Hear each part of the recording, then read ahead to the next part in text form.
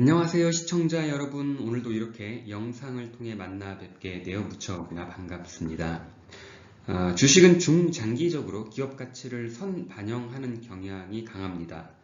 이러한 특징 때문에 기업의 미래의 가치를 미리 땡겨와서 현재의 주식 가격으로 거래가 되고 있는 것이 일반적이라 할 수 있겠습니다. 그런데 문제는 이러한 미래 가치는 현재 상황에서 말 그대로 미래를 예상하는 것이다 보니 대부분의 경우는 불확실성이 클 수밖에 없고 예상과는 다르게 움직이는 경우가 다반사라고 할 수 있겠습니다. 이러한 이유로 주식 투자가 굉장히 위험할 수 있다는 것이죠. 그래서 투자를 결정하고 자금을 집행한 이후에는 투자한 종목의 계속적인 관찰이 필요해질 수밖에 없는 것입니다. 오늘 영상으로 소개할 국내의 유일한 반도체 식각장비 제조 기술을 보유한 회사 APTC, 최근에 급격히 주가가 상승하고 있지만 기업의 내재 가치에 변화가 있는 것 같아 이러한 측면에서 기업을 다시 한번 분석해 보려고 합니다. 이 기업이 높은 기술 경쟁력에도 불구하고 투자하기 앞서 몇 가지 이미 인지했던 위험 요소들이 있었습니다. 이제 세 가지 정도로 주요한 요인들을 뽑을 수 있을 것 같은데요. 먼저 이 회사의 최대 주주는 현재 대표인 최우영 회장과 전 대표인 김남원 사장이 각각 지분을 9.71% 그리고 14.27%를 보유하고 있는데 이 둘 사이가 최근 굉장히 틀어질 대로 틀어진 것 같습니다. 서로 협력의 관계가 아니라 적대적 관계로 발전하는 양상이 더욱 극명해져 가는데 이것이 첫 번째 위험 요소라고 할 수 있겠습니다. 두 번째는 현 대표인 최우영 회장이 말도 안 되게 이제 급여 명목으로 과하게 회사에서 돈을 빼내고 있다는 것이죠. 상식적인 수준을 넘어서 도저히 이해할 수 없는 부분이 되겠는데 뭔가 알려지지 않은 이유가 있을 것 같기도 하지만 단순히 힘든 회사를 살려냈다는 명분으로 가져가기에도 너무나 많은 액수를 본인 급여로 가져간다는 것이 또 하나의 위험 요인이 되는 것 같습니다. 마지막으로 역시 이 회사의 가장 큰 핸디캡이기도 한데 이제 거래처가 SK 하이닉스 단 한 곳뿐이라는 것이죠. 이 세 가지 위험 요인은 시각장비에 있어서 이 기업의 특별한 경쟁력을 반감시킬 뿐 아니라 회사 자체의 존립을 걱정할 만큼 민감하게 작용할 수 있는 그런 문제의 소지가 되기에 충분해 보여서 오늘 이렇게 영상을 통해 현재의 이제 기업 가치를 재조명해 보려고 합니다. 제가 이 종목을 처음으로 분석하고 소개한 것이 2021년 7월경이었는데 당시 주가가 최고점인 29,000원을 찍고 내려오던 상황으로 기억을 하고 있습니다. 당시의 단점보다는 굉장히 강점이 많았던 회사였고 기대감도 아주 컸지만 주가는 코로나 탓과 함께 다들 아시겠지만 최근 반도체 재고로 인해 관련 산업 영향을 받아 올해 초 최저점 9,940원을 기록하기도 했습니다. 그 예상치 못한 급격한 매출과 이익 감소로 인해 하락세의 주가가 다행히도 그 최근 반등하는 국면이긴 하지만 현재 PER 퍼가 35배 수준으로 그 최근 실적 대비 기업 가치가 크게 훼손돼 있는 그런 모양새로 이해가 됩니다. 국내 기관이 되는 산업이기도 하고 2차 전지 관련 산업과 비교해도 앞으로 계속해서 성장이 기대가 되고 있는 반도체 산업에 대해 잠시 언급이 필요해 보이는데요.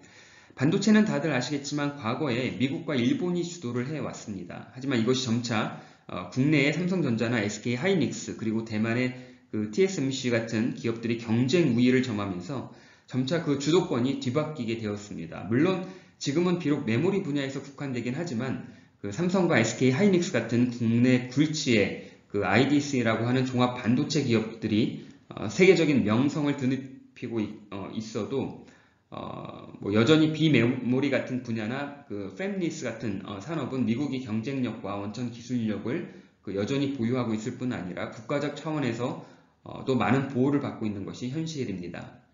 반도체 생산에 필요한 장비 역시 이렇게 과거 주류였던 미국이나 일본에서 반도체 산업 성장과 함께 크게 발전할 수가 있었습니다.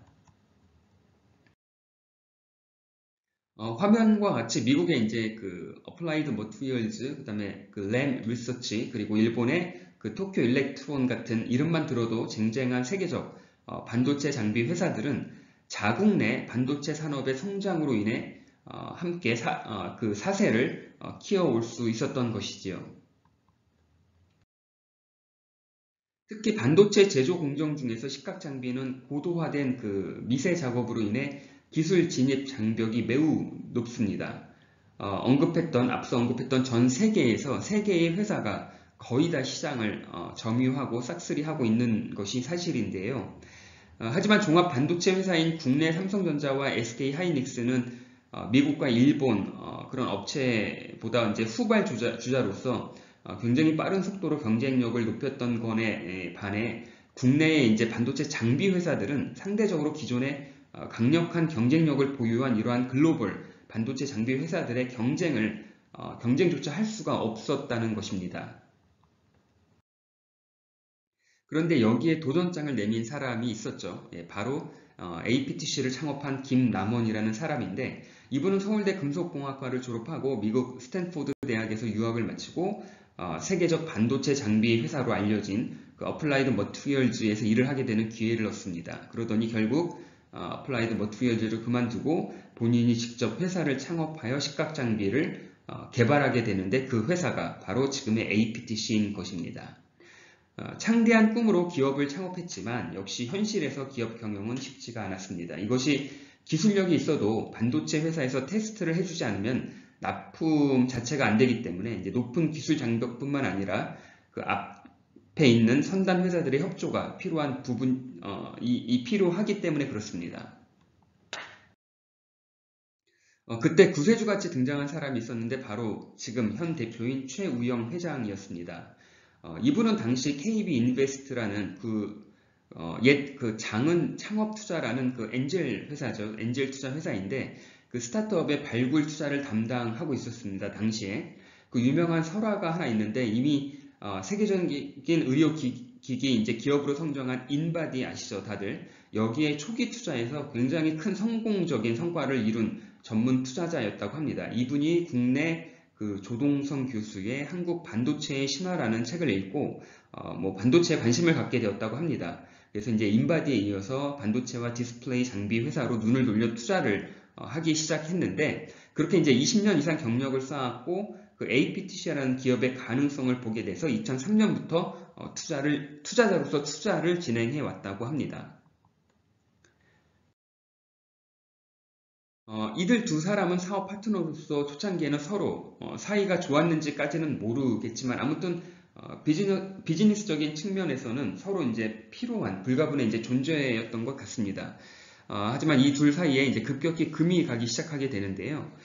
이것은 제 개인적인 사견인데, 이제 문제는 창업자 김남원 그 전 대표는 그 엔지니어 출신으로서 사실 영업이나 경영 쪽에 다소 문제가 있었던 것 같고, 특히 투자금의 운용이나 재무 관리 등 회사 경영 관리 등이 이제 그랬던 것 같아요. 이제 반대로 최우영 대표는 투자자 출신이니까는 그 연구나 생산 쪽보다는 당시 이제 부실했던 회사 경영 정상화에 더 많은 관심과 목적이 있었던 거로 추측이 됩니다. 저도 투자자의 한 사람이지만 투자자로서는 당연한 선택이 아니지 않았나 이렇게 생각을 하는데, 결국 모양새는 최우영 대표가 전임 김남원 대표를 몰아내면서 이들은 결국 결별을 고하게 됩니다. 아마 이들 두 사람은 사업 동반자로서 초창기에는 굉장히 신뢰가 돈독했던 것 같아요. 이제 김남원 대표가 가지고 있던 지분 반을 그 어떤 시기인지는 모르겠지만 최우영 대표와 이제 나누게 됩니다. 그리고 이 지분 관계는 공동 보유 계약 형태로 지속되다가 최근이 아니라 이제 지난 21년 8월에 결국 계약 종료가 됩니다. 그런데 이렇게 공동 보유 계약이 해지되기 한 달 전에 김남원 전 대표는 그 나이스 플라즈마라고 하는 법인을 세우게 됩니다. 근데 바로 이 회사가 이제 문제의 화근이 되죠. 그 다름이 아니라 본인이 여전히 대주주로 지분을 가지고 있는 APTC와 사업 내용이 동일하기 때문에 그렇습니다. 이 말은 본인이 대주주로 있는 회사를 상대로 경쟁 회사를 창업했다는 것인데, 상식적으로는 도저히 이해가 되질 않고 단순히 추측했을 때 APTC 최우영 대표의 반감을 가지고 새로 회사를 만들지 않았나 하는 생각을 할 뿐입니다.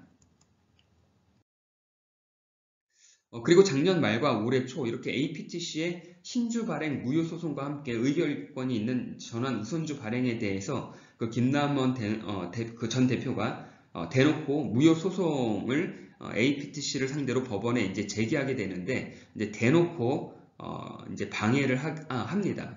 이 두 사건은 아직 소송 진행 중이기 때문에 결과를 지켜봐야 하겠지만 아무래도 APTC 입장에서는 굉장히 불필요한 자원이 소모가 될 것으로 예상이 됩니다. 이렇게 어려운 상황임에도 불구하고 그리고 거의 비슷한 시기에 이사회 의사록을 열람 및 등사 허가 신청을 법원에 이제 소송 제기하지만 이 소송은 얼마 지나지 않아 법원이 그 APTC의 손을 들어주면서 기각됩니다. 이렇게 자신이 대주주로 있는 회사와 경쟁 관계에 있는 회사를 설립하는가 하면 여러 가지 소송을 통해 가지고 이 APTC를 이제 이 어려운 상황에서 적절하게 이제 이 공격을 하는 그런 지금 양상이죠. 이렇게 김남원 전 대표와 현재 최우영 대표 간에는 이제 극도로 신경전을 벌이고 있는 그런 상황으로 이해가 됩니다. 그냥 서로 힘을 합치면 좋을 텐데 참 많이 이제 아쉽죠. 그리고 이제 최근에는 김남원 대표가 이제 그의 지분 14%를 매도하기 위해 투자 회사와 매매 계약을 체결했다는 언론사 보도도 있었습니다. 이렇듯 두 대주주 사이에 돌이킬 수 없는 갈등 양상을 보이고 있는데 그 APTC 입장에서는 참 불편해질 수밖에 없는 그런 상황인 것 같고 김남원 대표도 이제 APTC에 대한 이제 회사 경영에 대한 이런 어떤 여러 가지 어떤 상황들을 이제 뭐 포기를 하는 건지는 모르겠지만 어느 정도 좀 정리를 하고 있는 그런 수순이 아닌가 생각이 듭니다. 이 두 사람의 이제 갈등 요소보다 더 흥미로운 사실은 바로 최우영 현 대표 회장의 급여 문제인데요. 뭐 급여를 많이 받아서 문제가 되지는 않죠. 최우영 대표는 2021년 무려 급여와 상여를 포함해서 약 58억 원을 받아갑니다. 근데 작년 2022년에는 더 이것을 늘려서 80억 원을 급여와 상여, 뭐 퇴직, 뭐 기타 소득으로 가져가게 되는데 이러한 부분이 좀 문제가 되는 것 같습니다. 이것이 일시적인 것이라 해도 너무나 상식선을 넘어가는 급여 수준인데 이게 일시적인 것이 아니라 계속적으로 회사에 돈을 빼내가는 것이라면 아무래도 문제의 이 어떤 정도가 심각해 보이는 부분이 아닌가 생각됩니다. 이제 그 이유는 여기 그림에서와 같이 APTC는 지난 22년 R&D 비용으로 총 68억을 썼습니다. 이게 이제 전체 매출의 약 한 4.8% 정도 되는데 그런데 최우영 대표는 앞서 얘기했지만 80억 원을 가져갔다는 것이죠. 이 개인 급여가 한 해 동안 회사의 R&D 비용보다 훨씬 더 높다는 것은 아무리 좋게 생각해도 좋게 생각이 안 되는 부분입니다. 23년 올 한 해 급여를 또 얼마나 책정할지는 모르겠지만 아무래도 올해는 작년이나 재작년만큼의 수준은 안 될 것으로 좀 예상이 됩니다. 그 이유는 올해 매출이 아주 처참할 것으로 예상이 되기 때문에 그렇습니다. 1분기 현재 전년 동기 대비 무려 마이너스 85%의 역성장을 했고요. 영업 손실을 기록했고 순이익은 무려 마이너스 89%를 기록했습니다. 그 매출과 이익이 감소한 결정적인 이유는 아무래도 SK 하이닉스의 투자 비용 감축으로 그 영향을 고스란히 온몸으로 받아내고 있습니다. 통상적으로 납품 1년 전에 주문을 대비해서 원 부자재를 구매하게 되는데 이미 자재를 확보한 이후에 원청 업체인 SK 하이닉스에서 갑자기 투자 계획 축소로 인해 장비 오도가 전면 취소가 되어 매출이 급격히 줄었을 뿐 아니라 원 부자재의 매입 비용이 증가해서 재무적으로 긴축 운용을 해야 되는 상황에서 결국 작년 배당마저 나오기 어려웠고 더불어 이제 유동성 확보를 위해 제3자 유상 증자까지 하게 되었던 것으로 이제 추정이 됩니다. 이처럼 APTC는 SK 하이닉스라는 단일 거래선으로 인해 SK 하이닉스의 투자 계획에 따라 회사가 전사적으로 영향을 받을 수밖에 없는 사업 구조를 가지고 있는데 이 또한 또 하나의 위험 요인으로 주가에 반영이 되는 것 같습니다. 물론 계속해서 해외 고객사 수주를 위한 영업 활동을 하고 있지만 코로나로 인해 그동안의 진척이 무척이나 제한적이었고 고도화되는 시각 장비의 특성상 장비의 시험이 선행돼야 하기 때문에 쉬운 영업은 아닌 것으로 추정이 됩니다. 이 회사의 큰 장점 중에 하나인데 바로 이제 직원 수가 많지 않죠.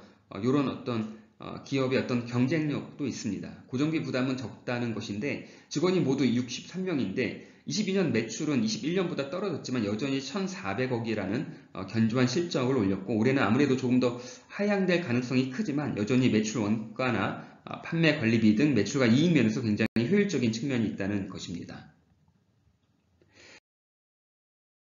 특히 공정이나 연구개발 쪽에 이제 전직 SK 하이닉스 출신들의 인사가 많다는 점도 이 회사가 SK 하이닉스 쪽에 이제 매우 편향된 그런 회사가 아닌가 하는 생각도 해볼 수 있지만, 또 이것을 다르게 해석한다면 SK 하이닉스와 사전 그 시각 장비의 어떤 특성이죠. 사전 세팅이나 테스트를 충분한 기술과 경험을 SK 하이닉스 이 연구원들과 함께 이제 경험을 쌓아 올려놓았다는 것이 이 기술 경쟁력으로 어느 정도 이제 이 영업력 확대에 있어서 좋은 어떤 또 하나의 이 긍정적인 어떤 요인으로 작용하지 않을까 이렇게 좀 생각이 들고요. 1분기 시점으로 이 회사의 재무 안정성을 재무제표를 통해 알아보도록 하겠습니다. 그 현금성 자산이 줄긴 했지만 여전히 700억이 넘는 현금을 보유하고 있고, 유동 비율이 450%가 넘고, 재고 자산을 뺀 당좌 비율 역시 250%가 넘지만 부채 비율은 고작 27%가 되지 않는, 아직도 굉장히 다른 회사에 비하면 여전히 현금성 자산이 많고, 이 불확실한 반도체 산업의 어떤 현재의 어떤 과정이지만 충분히 미래를 불안정한 미래를 준비 태세를 갖춰 나가고 있는 그런 모습으로 저는 이해가 됩니다.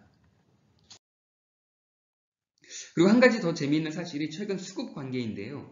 기관 투자자들이 연속으로 25일 동안 주식을 쓸어 담고 있다는 것입니다. 이와는 반대로 이제 개인 투자자들은 계속해서 순매도를 하고 있는데, 최근 수급이 뭔가 주가의 변동성을 크게 암시하는 게 아닌가 이런 생각도 듭니다. 어쨌든 최근 3개월 사이에 주가는 10,000원 미만에서 20,000원에 육박하여 저점 대비 현재 상승세가 100% 가깝게 이어지고 있습니다. 시청자 여러분, 오늘 영상 어떻게 보셨습니까? 워렌 버핏은 이런 말을 했습니다. 나는 개인 자산의 775%를 한 종목에 투자한 적이 여러 번 있다. 그렇게 하지 않으면 오히려 이제 잘못이라 생각한다. 그 APTC에 대한 평가, 여러분이 투자자라면 어떤 평가를 내리시겠습니까? 오늘도 끝까지 영상을 시청해 주셔서 감사드리고, 저는 다음번 영상으로 다시 찾아뵙겠습니다.